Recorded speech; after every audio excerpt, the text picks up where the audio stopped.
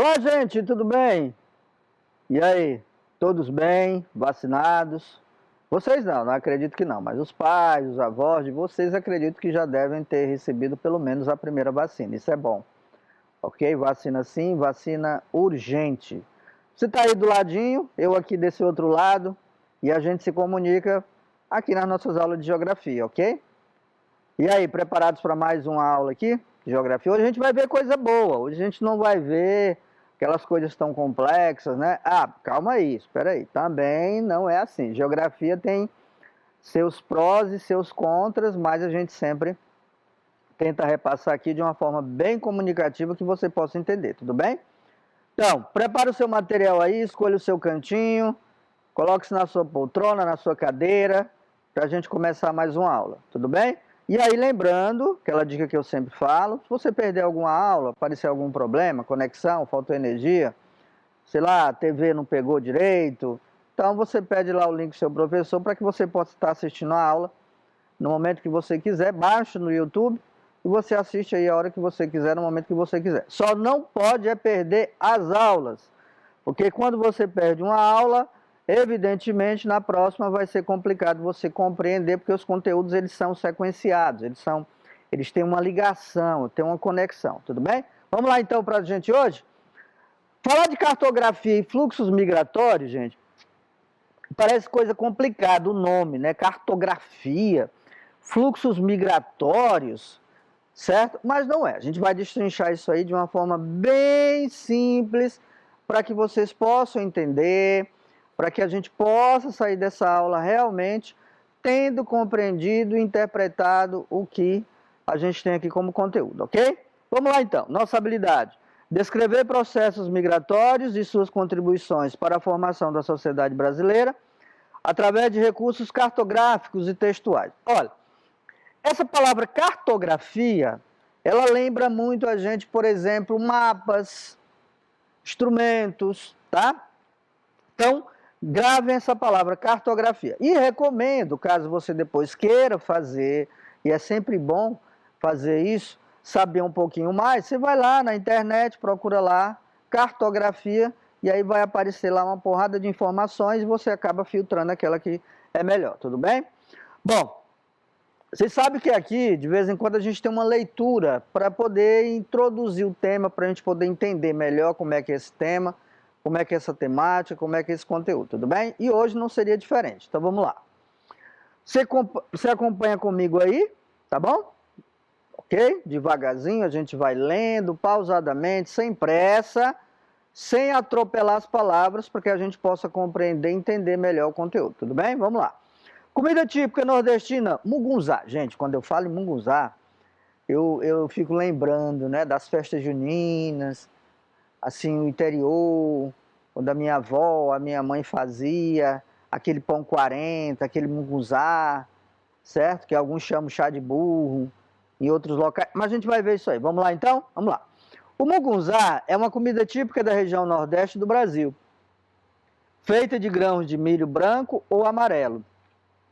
O milho é cozido em leite de coco ou de vaca, açúcar, canela em pó e cravo da Índia. Só aí já ficou gostoso, né? No Nordeste, as pessoas comem mungunzá durante todo o ano, mas ela é mais famosa no mês de junho, quando acontecem as festas juninas em todo o país.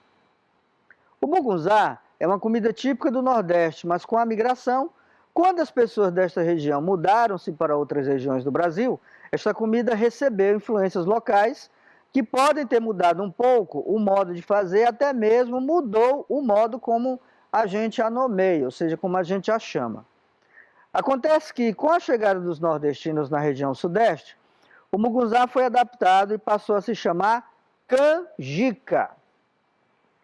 O mugunzá é comum em várias partes do país. Em cada lugar pode ser chamado e feito de um jeito diferente. Existe até mugunzás salgados, feitos com milho e feijão. Nos estados do Ceará, Paraíba, Pernambuco e Rio Grande do Norte, parece até uma feijoada em alguns municípios destes estados. Nos estados do Maranhão e Piauí, o prato é conhecido como chá de burro. Na região norte do país, do Pará, o mugunzá é chamado de mingau do milho branco. Bom, olha para cá então. Se você verificar um único prato, certo? A gente pode chamar assim de uma comida típica, né? Se tornou ou foi nomeado várias vezes. Então ele pode ser chamado de mugunzá, canjica, mingau do milho branco ou chá de burro. Então, dependendo da região, do local onde você esteja, do estado onde você esteja, ele recebe nomes diferentes. A pergunta que a gente faz é, por que acontece isso? E aí entra o nosso tema de hoje, que é exatamente fluxos migratórios, ou seja, migrações, inclusive que a gente já falou aqui, mas a gente vai falar hoje de uma forma diferente. Então, o texto nos ajuda a entender como, quando as pessoas mudam de um local para outro, certo? Tanto quem está naquele local quanto quem chega acaba recebendo influências uns dos outros, entendeu? Eu, por exemplo, aqui em Teresina, eu estou para falar chinês, porque em todo lugar que você vai, você encontra um chinês ou espanhol, porque a gente encontra muitos venezuelanos por aí, certo? Então a gente acaba absorvendo um pouco dessa tradição, dessa cultura, ok? Mas vamos lá. Esse aqui é o mugunzá, tá? Branco, certo? Aí alguns locais, como aqui, por exemplo, aqui como mugunzá, mas também é conhecido como chá de burro. Outros lugares conhecido como canjica. É feito de milho, leite, canela. Gente, é muito bom isso aqui. Essa partezinha aqui, ó, de taim marrom é a canela por cima. Essa hora já complica. Bom, deixa eu dizer uma coisa para vocês. Acredito que você já deve ter assistido esse filme divertidamente, não já? Já sim, você já assistiu, certo? Então, por que eu trouxe esse filme? Tá vendo essa personagem aqui?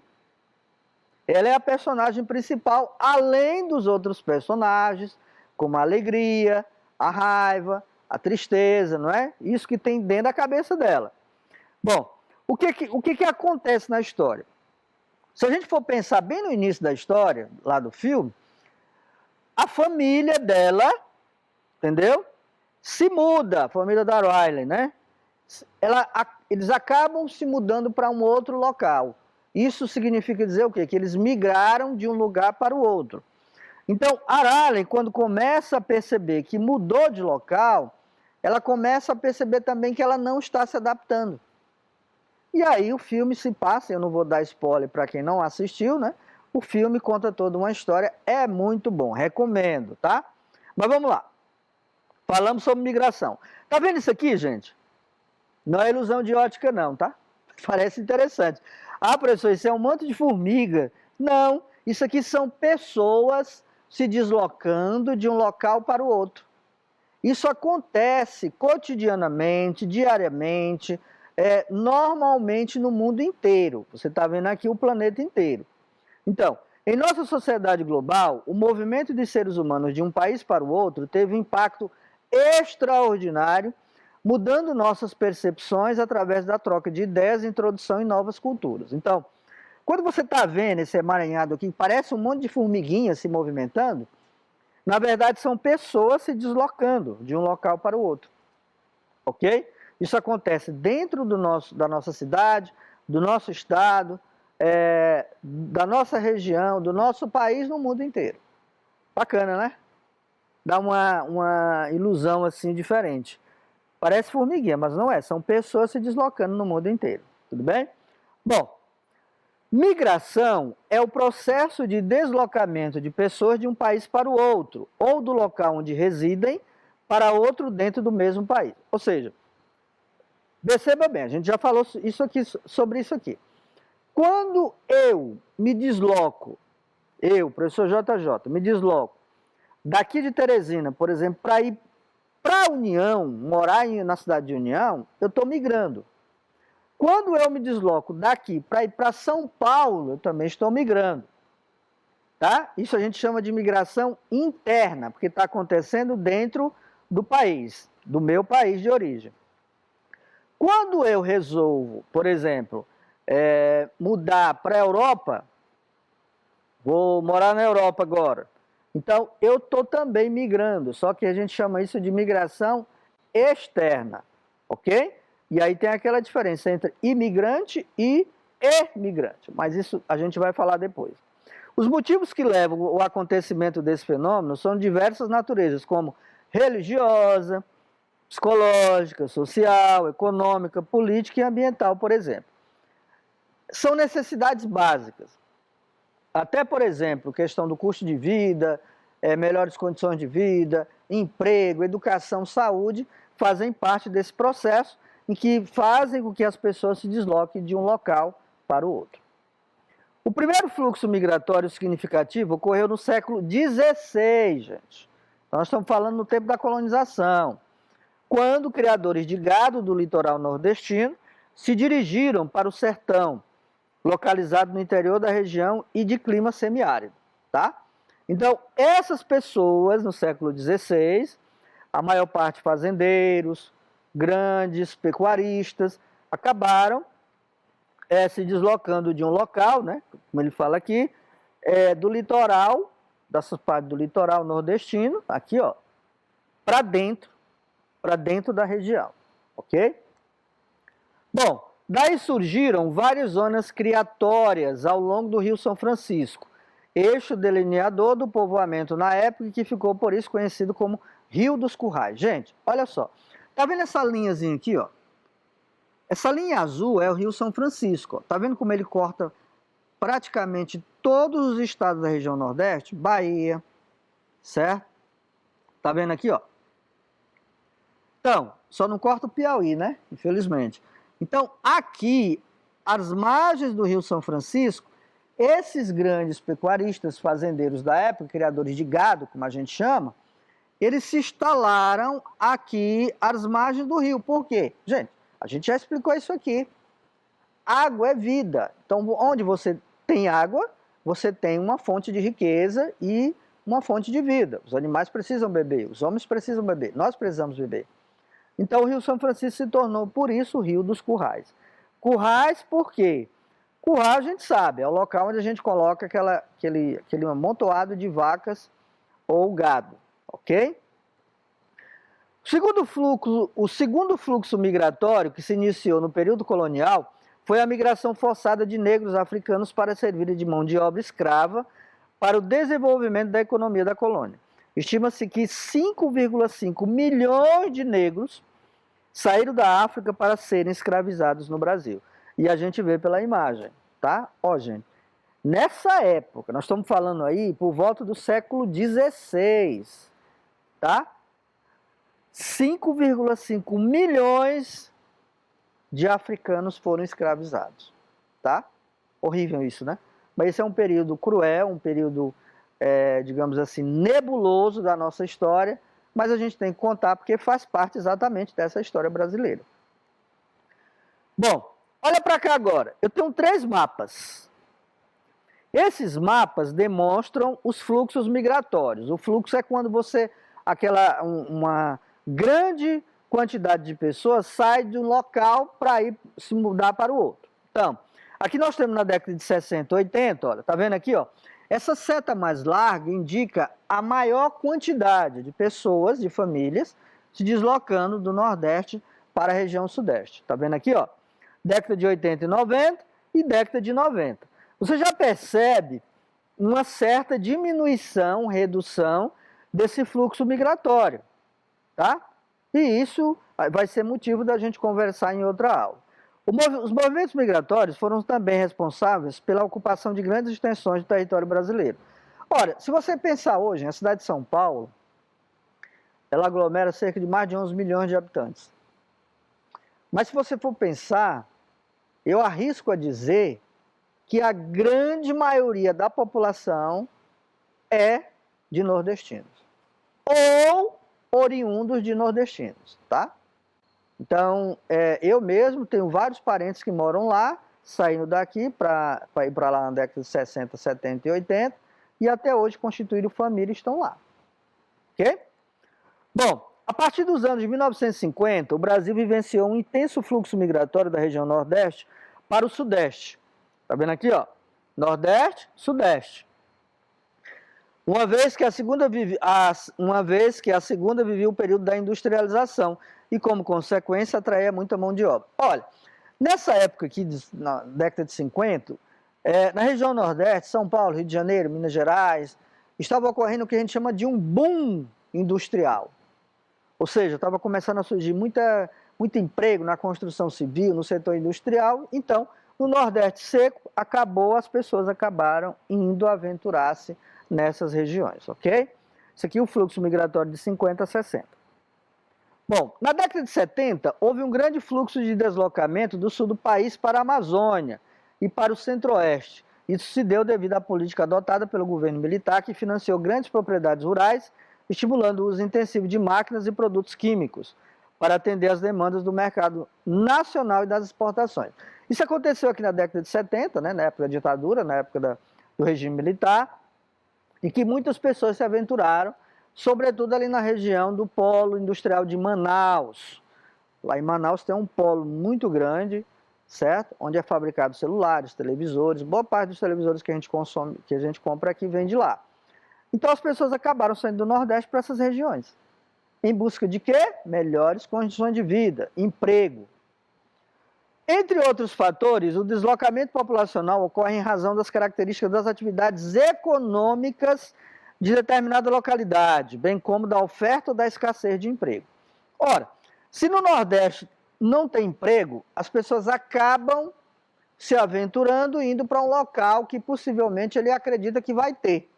Que no caso aqui são as regiões Sudeste, Centro-Oeste e a própria região aqui, né, dessa região Norte, tá? Aqui, região Norte.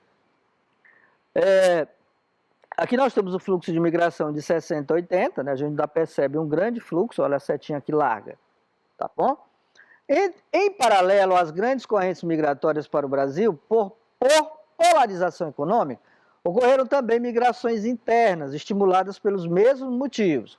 Migração interna, aquela que acontece dentro do país, das regiões com disponibilidade de mão de obra para aquelas com aquecimento econômico. Então, olha para cá. Tá vendo essas setas aqui? Isso aqui tudo são fluxos migratórios. Saindo do quê? Do Maranhão, Piauí, Ceará, Rio Grande do Norte, Paraíba, Pernambuco, Alagoas, Sergipe, até de Minas Gerais, Bahia, até para onde? Mato Grosso. Tá? E a gente já viu isso aqui. Por quê? Grandes produtores de gado, industrialização, a questão de todas essas questões fizeram com que essas pessoas acabassem mudando-se para essas regiões. Além, é claro, de Minas Gerais, São Paulo, certo? Mato Grosso do Sul e Paraná. Migração no ano de 2000. Olha só, tá vendo aqui, ó? Você já percebe, olha para cá, que as pessoas, elas vêm, mas tem também pessoas que estão voltando, certo?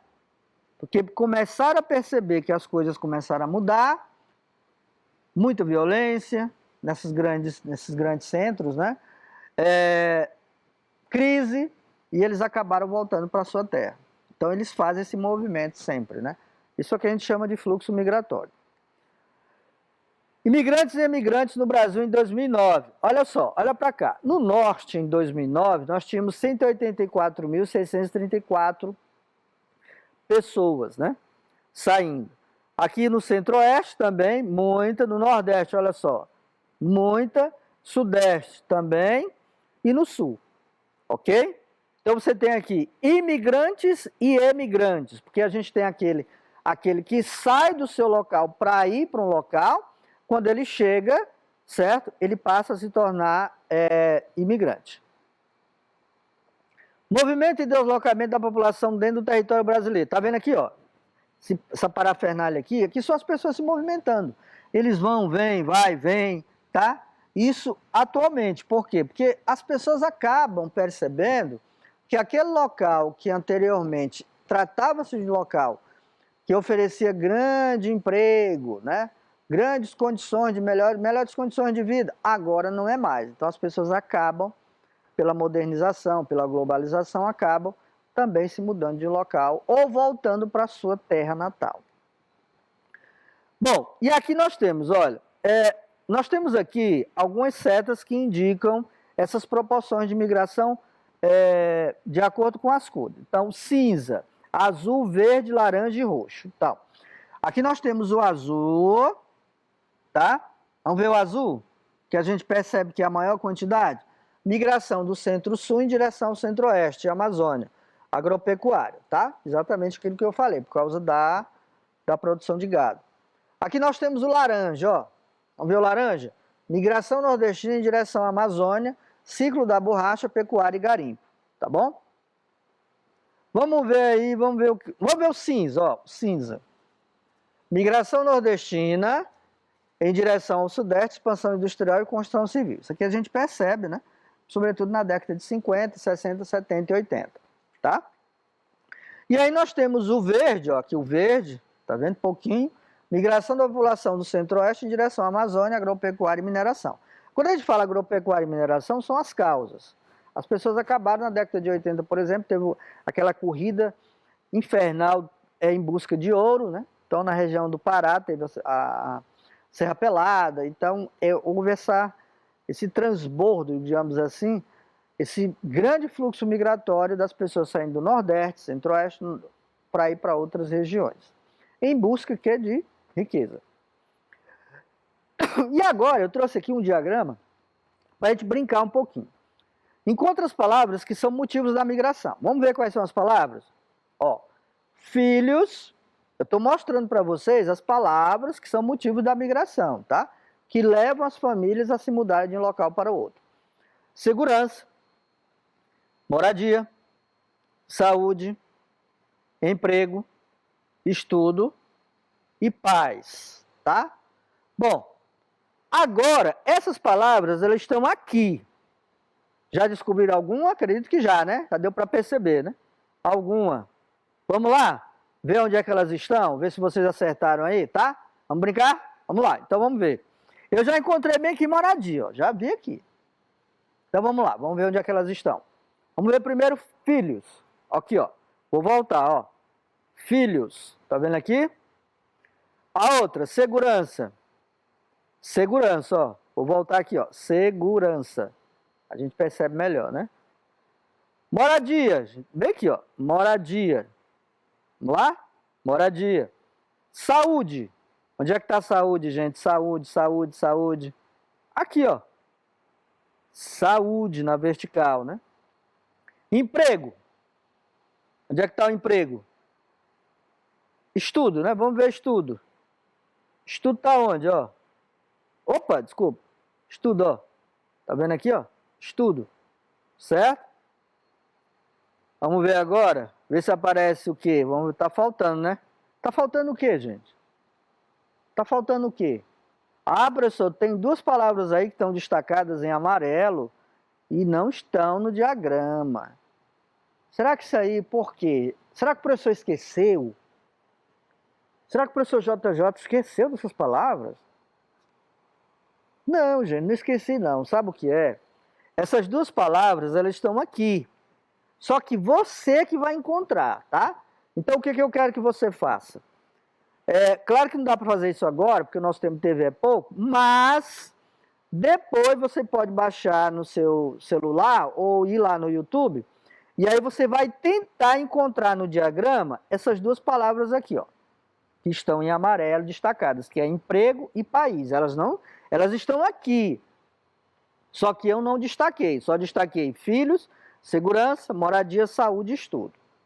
Deu para entender, né? Mais uma atividadezinha para vocês brincarem em casa, tá ok? Então, você vai encontrar essas palavras, quais são elas? Emprego e paz. Aqui, ó. Professor J, mas me diga uma coisa, paz é motivo? É. Quando uma pessoa vai embora, um filho vai embora para um outro local, e de repente ele não está se dando bem lá, ele acaba voltando por causa dos pais, saudade, de ficar perto da família, não é isso? Filhos do mesmo jeito, segurança, moradia, saúde, estudo. As pessoas vão atrás disso, gente, ó. Certo? Segurança, moradia, saúde, emprego. Tá bom? Então, o que você vai fazer? Depois da aula, você pode baixar aí no seu celular ou ouvir lá no YouTube, e você vai tentar encontrar aqui no diagrama a palavra emprego e a palavra paz. Tudo bem? Certinho, né? É isso, gente. Não tem erro. E aí, ó, vou só mostrar aqui para vocês como é que funciona. Ó, ó, tá vendo? Estou apagando as palavras. Ó. Agora a gente já percebe onde é que elas estão. Ó. E agora você vai tentar encontrar emprego e paz. Tá? Vamos lá voltar então. Quais são as palavras? Lembrando que emprego e paz não está aí. A última palavra que tem aí no caso é estudo, tá? São 7 palavras. Aqui no caso a gente tem 5. As duas você vai procurar depois da aula, tudo bem? Bom, vamos lá para nosso desafio. E aqui é aquela questão, tá? Missão dada é missão cumprida. Ontem eu recebi uma mensagem de um aluno, ele dizendo, professor, eu consegui fazer o desafio, o que que eu vou ganhar? Eu digo, rapaz, eu não sei, cara, é complicado, eu te dar alguma coisa. Mas ele fez, claro que ele estava brincando, mas ele fez o desafio, cumpriu o desafio, mostrou, tá? Então, isso é bom. Se você quiser também, faça isso com o seu professor, que vai ser bom também, até para você poder estar comprovando que você fez o desafio. Então, desafio hoje, não tem nada de segredo. Pega o livro, pronto, pegou? Tá do lado aí, beleza. Pega o livro, Geografia do 5º ano, e aí você localiza a página 45, tá? Não dobre a página, já falei isso aqui. Só para localizar, coloca um lápis, um marcador, alguma coisa para destacar a página. 45. Pronto? Descobriu aí? O que você vai fazer? Você vai responder essa seguinte pergunta. Quais as principais causas dos deslocamentos populacionais? Então você vai ler o texto da página 45, é a primeira página que fala sobre isso, deslocamentos, do seu livro de geografia, e responder a seguinte pergunta. Quais as principais causas dos deslocamentos populacionais? E aí, ó, tá vendo aqui? Dica, vou voltar. Dica, causas dos deslocamentos populacionais, tá? Mas você vai procurar no livro, na página 45, tudo bem? Responder essa pergunta, faça no seu caderno de forma bem organizada, é uma única pergunta, mas você só vai poder responder se você ver, rever a aula ou então, principalmente, ler a página do livro, porque lá na página do livro 45, ele está explicando quais são algumas causas desses deslocamentos, tudo bem? Bom, gente, encerramos mais uma aula, né? Mas temos mais aula na próxima semana, tudo bem? Aquela dica, baixa no seu celular e as aulas para que você possa assistir a hora que você quiser, só não pode perder nenhuma aula, gente. Não percam nenhuma aula. Essas aulas são extremamente importantes, até porque este ano também a gente vai ter prova de História e Geografia aí do SAEB, né? Não vai valer nota, certo? É experimental, mas possivelmente lá em 2023 a gente já vai ter prova de História e Geografia, além de Português e Matemática dentro do 5º ano, tudo bem? Do 5º e 9º ano. Então, tchau, a gente se vê na próxima aula.